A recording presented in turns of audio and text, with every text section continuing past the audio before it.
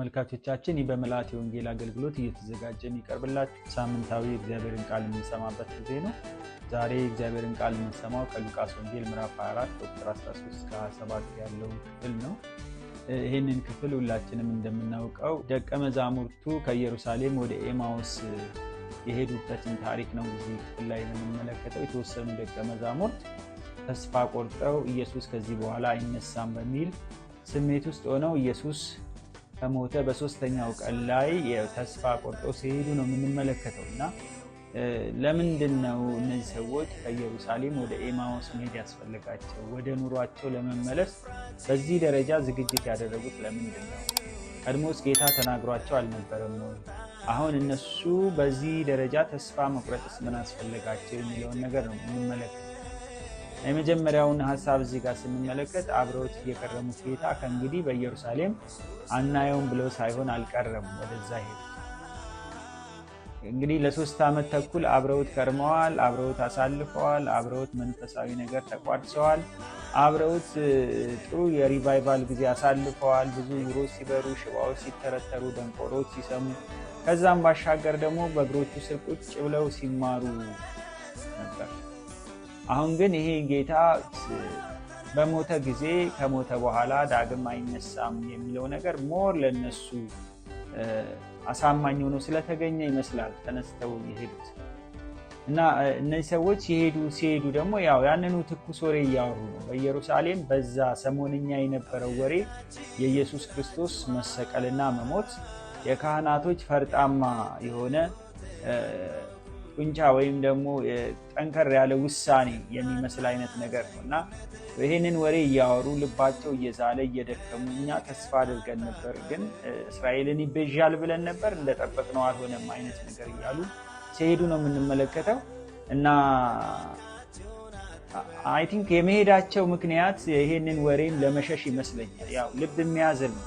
አሁን እዚህ ውስጥ ሞት ውስጥ ተስፋ የለም፣ ሞት ውስጥ ትንሣኤ ከሌለ ተስፋ የለም። ስለዚህ እነዚህ ሰዎች ልባቸው እየዛለ ተስፋ ቆርጠው ወሬውን ለመሸሽ ይመስላል። ካለበት ነገር በመሸሽ ወይም ደግሞ ወሬ ከበዛበት ቦታ ላይ በመሸሽ ራሳቸውን የሚያሳርፉ ስለመሰላቸው የሽሽት አካሄድ ሲሄዱ እንመለከታለን። እና ውስጣቸው በጣም ስለተጎዳና መቋቋም ስላቃታቸው ይመስላል እነዚህ ሰዎች አካሄዳቸውን ሲቀይሩ የምንመለከት። እና አንዳንድ ጊዜ ለችግሮች መፍትሄ ብለን የምናስባቸው ችግሮቹ ካሉበት ቦታ ፊዚካሊ ወይም ደግሞ በአካል በመራቅ ነው።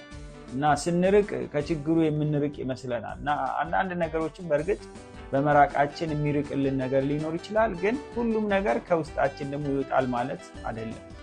አንዳንድ ጊዜ ሽሽት ጥሩ የሚሆንበት ጊዜ አለ። አንዳንድ ጊዜ ደግሞ ሽሽት በራሱ መፍትሄ የማይሆንበት ጊዜ አለ። እና ግን ከዛ በኋላ እነዚህ ሰዎች ሲጓዙ ብቻቸውን አልነበረም የሚጓዙት። እነሱ ባያውቁትም ጌታ አብሯቸው መጓዝ ጀመረ። ተስፋ በቆረጡበት ሁኔታ ውስጥ ኢየሱስ ክርስቶስ ኦልሬዲ ተነስቷል እና ይህንን እነሱ ገና አልገባቸውም። ስለዚህ ጌታ ኢየሱስ ክርስቶስ ግን ከእነሱ ጋር አብሮ መጓዝ ጀምሯል። እና አብሯቸው ቢሄድም ግን አላወቁትም። እና ያወራቸው ነበር፣ ይጠይቃቸው ነበር፣ ይሰማቸው ነበር ኢየሱስ ከእነሱ ጋር እየሄደ። እና ከዚህ በፊት የኢየሱስን መልክ ለነሱ አዲስ አልነበረም። እንዴት ላያውቁት ቻሉ የሚለው ነገር በጣም አጠያቂ ችግር አይምሯቸውን ይዞታል። እና ኢየሱስ ክርስቶስን እንኳን አብረውት አሳልፈዋል። ደቀ መዝሙሩ ነበሩ። በእግሮቹ ስር ቁጭ ብለዋል። ሲናገር፣ ሲራመድ፣ ሲሄድ፣ ሲወጣ፣ ሲገባ ፊዚካሊ በደንብ ያውቁታል። መልኩን ሊጠፋቸው አይችልም። ግን አሁን መልኩ እንዴት እንደጠፋቸው አይታወቅም። ግን ያው መልኩ ሲጠፋቸው ነው የምንመለከተው። የኢየሱስ ሞት ተስፋ ስላስቆረጣቸው የሚታያቸው ሞቱ እንጂ ትንሣኤው አልነበረም። እዛ ጋር በመስቀል ላይ ሲሰቀል ካህናት እና ፈሪሳውያን፣ ሰዱቃውያን ሁሉ ተባብረው በአንድነት ተስማምተው ይህን ስራ ሲሰሩ እዚህ በኋላ ይነሳል የሚለው ነገር ለእነሱ ተረት ተረት አይነት ነገር ሆኖባቸዋል። ስለዚህ አሁን የሚታሰባቸው ነገር ሞቱ ነው። ኦልሬዲ በጣም ተስፋ ቆርጠዋል።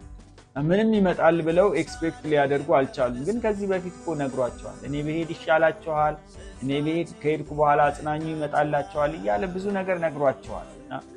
ግን እንደሚነሳም ነግሯቸዋል። ሞት ብቻ ሳይሆን ትንሣኤም እንደሚሆን እና የሰው ልጅ ሊሞት ሊሰቀልና ሊነሳ ይገባዋል እያለ ነግሯቸዋል። ግን እዚህ ጋር ለምን እንደተሸወዱ አላውቅም። አንድ ሰው ከሞተ ዳግም ይነሳል የሚለውን ማሰብ ከበዳቸው። ኦልሬዲ አንድ ሰው ከሞተ በኋላ ዳግም ሊነሳ ይችላል የሚለው ነገር ከዚህ በፊት በታሪክ ውስጥ የሌለ ነገር ስለሆነ አሁን እነሱ ይህን ነገር መቀበል ከብዷቸዋል። ስለዚህ ያጉተመተሙ። በቃ ተስፋ ነበረን ያልነው በቃ ይሄ ነበረ እና እነሱ ትልቁ ተስፋ አድርገው ኤክስፔክት ያደረጉት ዓለምን ይገዙ የነበሩት ሮማውያን በእነሱ ላይም እጃቸውን ጭነው ስለነበር እና ለእነሱ ገብረው ይኖሩ ስለነበር ከእነሱ የመላቀቁን ነገር ነበር የሚያስቡ። ስለዚህ በቃ አሁን ከዚህ በኋላ ምንም ተስፋ የለም፣ ዝም ብለን ለሮማውያን እየተገዛን ህይወታችንን ኑሯችንን መቀጠል ነው አይነት እሳቤ ውስጥ የገቡ ይመስላል። ስለዚህ ዳግም ኢየሱስ ከዚህ በኋላ አይነሳም፣ ምንም ሊነሳበት የሚችልበት ግራውንድ የለም። ምክንያቱም ከዚህ በፊት ሞቶ በራሱ መነሳት የቻለ ማንም የለም እና ቀድሞ የነገራቸውን ነገር ፈጽመው ምን አድርገው ነበር? ረስተው ነበር። ብዙ ጊዜ እግዚአብሔር የገባልንን ተስፋ በሂደት ውስጥ ብዙ ውጣ ውረድ ስናልፍ ከተስፋው ጋር የማይገናኙ ነገሮች በህይወታችን ማስተናገድ ስንጀምር መርሳት እንጀምራለን። ስለዚህ የተገባልንን ተስፋ ጭው አድርገን ረስተን እዚህ ጋር በህይወታችን ላይ የሚያልፈውን ነገር ነው ማሰብ የምንጀምር። ስለዚህ እነዚህ አይነት ነገሮች በጣም ከባድ እንደሆነ ነው የምንመለከተው እና አንዳንዴ እግዚአብሔር የነገረንን ነገር ፈጥነን ስለምንረሳ እንዝላለን። ትልቁ ችግራችን ፈጥነን እንረሳለን። እግዚአብሔር ከነገረን ነገር ይልቅ በነባራዊ ዓለም ውስጥ የሚሆነውን ነገር የሚደረገውን ነገር እንቅስቃሴዎችን በማየት ልባችን በዚህ ነገር ይወሰዳል። ስለዚህ ተስፋ እንቆርጣለን እና ፈጥነን ደግሞ ያን ነገር ምን እናረጋለን? እንረሳለን። መርሳት ውስጥ ደግሞ እዚህ ላይ ምን ይፈጠራል? መዛል ይፈጠራል። መድከም፣ መታከት፣ ከዚህ በኋላ ምንም ተስፋ የለም ብሎ ተስፋን ማሟጠጥ አይነት ነገር ችግር ከአቅማችን በላይ ሲሆንብን ነገሮችን ማየት ማስተዋል ያቀተናል። አሁን እነዚህ ሰዎች እያዩ አያዩትም። በጣም የሚገርም ነገር ነው። ምን አይነት መዛል ውስጥ እንደገቡ ያዩታል፣ ግን አያዩትም። አብሯቸው ይሄዳል፣ አብሯቸው ይራመዳል። እንቅስቃሴውን፣ ሁኔታውን ያውቁታል፣ ምስሉን ያውቁታል፣ ግን ማየት አልቻሉም። ምክንያቱም ያዩት እዛ ጋር ሲሰቀል የነበረውን ኢየሱስን አይተው ስለነበረ በምንም ታሪክ ከኛ ጋር አሁን እንደዚህ እየተራመደ ይሄዳል ብለው ኤክስፔክት ማድረግ አልቻሉም። ስለዚህ ልባቸው ስሏል። ጭራሽኑ አንተ አልሰማህምን? በዚህ በ3 ቀን የሆነውን ነገር እየሆነ ላለውና ለሆነው ነገር አንተ እንግዳ ነህ አይነት ጥያቄዎች ሲጠይቁት እንመለከታለን። ሌላው ነገር የምንመለከተው የኢየሱስን ድምፅ ከዚህ በፊት ያውቁታል። ዛሬ ድምፁን መለየት ለምን አቃታቸው? ከዚህ በፊት የኢየሱስን ድምፅ ያውቁታል፣ የቃላት አወጣጡን ያውቁታል። ስለዚህ በድምፁ መለየት ይችሉ ነበር፣ ግን ድምፁንም መስማት አልቻሉም። ይሰማሉ፣ ግን አይሰሙ። ምን ያህል እንደተጫናቸው በዛ ሰዓት ኢየሱስ በመስቀል ላይ ሲሞትና ሲገደል ማየታቸው አይምሯቸውን እንዳለ ተቆጣጥሮታል። ስለዚህ ድምፅ እንኳን መለየት አልቻሉ ነበር። ሞቱን እንጂ ትንሣኤውን ማሰብ ስላልቻሉ እንደሚነሳ ቢነግራቸውም ያን ነገር ቢሰሙም እንኳን ሞቱን እንጂ ትንሣኤውን ማሰብ ፈጽሞ አልቻሉ። በሕይወታችን ችግር ሲገዝፍብን ድምፅ እንኳን መለየት ሊያቅተን ይችላል። አንዳንድ ጊዜ ችግሮች ከአቅም በላይ ሲገዝፉብን እና ችግሮችን ደግሞ በግዙፍነታቸው ስናስተናግዳቸው ያው ድምፅ መለየት ያቅተናል። እግዚአብሔር የሚናገረንን ነገር መስማት ያቅተናል። በቃሉ የተነገረውን ነገር መቀበል ያቅተናል። በልጅነት ወራት ምንም በሌለበት ሁኔታ ውስጥ እግዚአብሔር ለእኛ ለግላችን የነገረንን ነገር እንኳን እሱን መርሳት እንጀምራለን። ስለዚህ አሁን የሚታየው ሁኔታ የተከሰተው ክስተት ግዙፍነት አይምሯችንን ይቆጣጠረዋል። ስለዚህ ማሰብ አልቻሉ። ጌታ ግን ጠጋ አለ እና እየጠወለጋችሁ ስትሄዱ የምትነጋገሩት ምንድን ነው አላቸው። እነዚህ ሰዎች በመጠውለግ ላይ ናቸው፣ እየጠወለጉ ነበር የሚሄዱ። ስለዚህ ደግሞ ጌታ የነበሩበትን ሁኔታ ተናገራቸው፣ ግን አልተጠራጠሩም። ማን ነው እንደዚህ የሚል አላሉ። ጭራሽ አንተ አልሰማህምን? የሆነውን ነገር በኢየሩሳሌም ተስፋ ያደረግነው ከሮማውያን ይታደገናል ያልነው ጌታ እንደተወነ አንተ አልሰማህምን?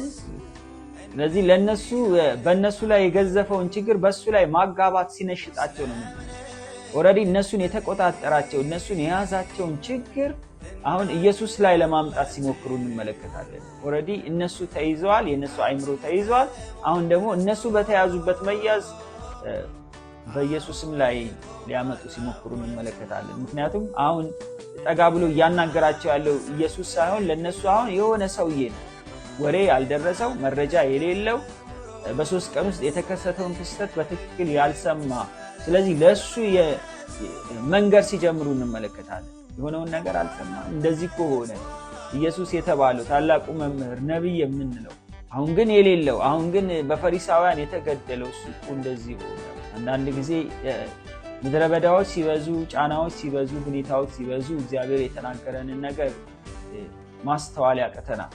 ምን ሆነ ብሎ የትዝብት ጥያቄ ሲጠይቃቸው እንመለከታለን። አንዴ አልሰማህም እንዴ አይነት። ኢየሱስ ደግሞ ሲያስጨርሳቸው እንመለከታለን። ምን ሆነ? ምን ተከሰተ? አይ እስራኤልን እኮ ተስፋ ያደረግነው ያ ኢየሱስ የተባለው ሰው እስራኤልን ይታደጋል ብለን የጠበቅነው ሰው እኮ ተገደለ። ፈሪሳውያን ኃያል ሆነው ተገኙ እኮ፣ አሳልፈው ሰጡት እኮ። ኢየሱስ እነሱን ለመታዘብ እንጂ የተከሰተውን የራሱን ታሪክ እሱ ሳያውቀው ቀርቶ አልነበረም። ግን ብሎ ሲሰማቸው እንመለከታለን። እዚህ አይምሯቸው መያዙ ድምፁን እንኳን እንዳይሰሙ ሲቸግራቸው እንመለከታለን። ሌላው ኢየሱስ በቃልና በስራ ብርቱ የነበረ እንጂ አሁን አይደለም አይነት ታሪክ ውስጥ ሲገቡ እንመለከታለን። በቃልና በስራ ብርቱ የነበረው የናዝሬቱ ኢየሱስ እኮ ገደሉት አይነት ነገር ሲሉ እንመለከታለን። ስለዚህ አሁን እነሱ በእነሱ አነጋገር ኢየሱስ የታሪክ አምላክ እንጂ አሁን መስራት የሚችል አምላክ አይደለም። በቃልና በስራ ብርቱ የነበረው ኢየሱስ ነው። ስለዚህ በታሪክ ውስጥ ያለፈ ማለት ነው። አሁን ግን የሌለ ነው ለነሱ። ግን የሚያወራቸው ግን እሱ ነበር፣ ኢየሱስ ነበር። በምድረ በዳዎቻችን ላይ በጫናዎቻችን ላይ መሃል ገብቶ የሚጠይቀን የሚናገረን የተስፋ ቃላችንን የሚያስታውሰን ኢየሱስ። ከኢየሱስ ይልቅ ካህናቶቹ ኢየሱስን መግደል ስለቻሉ ለነሱ አሁን እንደ ትልቅ አቅም እንዳላቸው ሰው ምንም ማድረግ እንደሚችሉ ሰው አድርገው አይተዋቸዋል እነሱ። ስለዚህ እንደዚህ አይነት ነገር አይምሯቸውን ስለተጫነው አንዳንዴ እግዚአብሔር ከሰጠን ተስፋ ተቃራኒ የሆኑ ነገሮች ሲመጡ እግዚአብሔር ያለንን ነገር ማሰብና ማስተዋል እንቸገራለን። ስለዚህ እግዚአብሔር የተናገረን ተስፋ የሚፈጸም አይመስለንም። ሶስተኛው ቀን መሆኑ አይነሳም የሚለውን ነገር ሳያረጋግጥላቸው አልቀረም። ምክንያቱም በአይሁዳውያን ልማድ አንድ ሰው ነፍሱ ከስጋው ትለያለች ተብሎ የሚጠበቀው 3 ቀን ያህል። እነዚህ የኤማውስ መንገደኞች ከኢየሩሳሌም ወደ ኤማውስ እንደሄዱ የሆኑበት ሁኔታ ስንመለከት በሶስተኛው ቀን ምሽት ላይ ነበር። ምክንያቱም ኦልሬዲ ኢየሱስ ምን አድርጓል? በቃ አብቅቶለታል አይነት ነገር። በአይሁዳውያን ባህል ደግሞ አንድ ሰው ነፍሱ ከስጋው ትለያለች ትወጣለች የሚባለው 3 ቀን ያህል። ስለዚህ 3 ቀን አይሁዳውያን ቁጭ ብለው ይጠብቃሉ። ስለዚህ ነው ጌታ ኢየሱስ ክርስቶስ አልዓዛርን ሲያስነሳው በ4ኛው ቀን የመጣው ይህንን ባህላቸውን ስለሚያውቅ። ስለዚህ እነዚህም ሰዎች አመሻሹ ላይ ከዚህ በኋላ ምንም ሊከሰት አይችልም አይነት ነገር ብለው ተነስተው ሲሄዱ እንመለከታለን። ኢየሱስ አብሯቸው ይሄዳል፣ ያወራቸዋል፣ ያዩታል፣ አያዩትም፣ ይሰሙታል፣ አይሰሙትም። ስለዚህ አንዳንድ ጊዜ ሁኔታዎች ሲረዝሙ እግዚአብሔር የተናገረው ነገርና የሚሆነው ነገር በጣም የተለየ እየሆነ ሲመጣ እንቸገራለን፣ ለማመን እንቸገራለን። ከዛ በኋላ ሲናገሩ ደግሞ ምንድነው የሚሉት? ያው እንደተገረሙ ይናገራል። ገረመን እኮ እስራኤልን ይቤዣል ብለን እኮ ጠብቀነው ነበር፣ ግን አሁን ኢየሱስን እኮ ካህናት ገደሉት። ስለዚህ ካህናቶቹ ብርቱ ናቸው፣ አቅም ያላቸው ናቸው፣ የፈለጉትን ነገር በፈለጉት ሰዓት ማድረግ የሚችሉ ናቸው አይነት እሳቤ ውስጥ ገብተዋል። ከነሱ ጋር የነበሩ እህቶች እንኳን ያው የተናገሩት ነገር አለ። ኢየሱስ ተነስቷል ብለው መቃብሩ ባዶ ነው ብለው መተው ቢነግሯቸው እንደዚህ ያሉ፣ እንደዚህ በማለታቸው አስገረሙ። ግን ኢየሱስ ሊነሳ አይችልም፣ የሞተ ሰው ተነስቶ ስለማያውቅ በታሪክ ውስጥ አይነት ነገሩ ሲገቡ እንመለከታለን።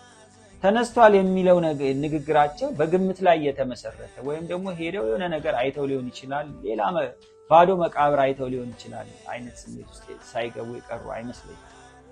ስለዚህ ግን ኢየሱስ ምን ሆኗል? ተነስቷል። ስጋውን ማጣታቸው ራእይ አይተናል ማለታቸው እንደ ማረጋገጫ ሊሆን አይችልም ብለው ሳያስቡ አልቀሩ።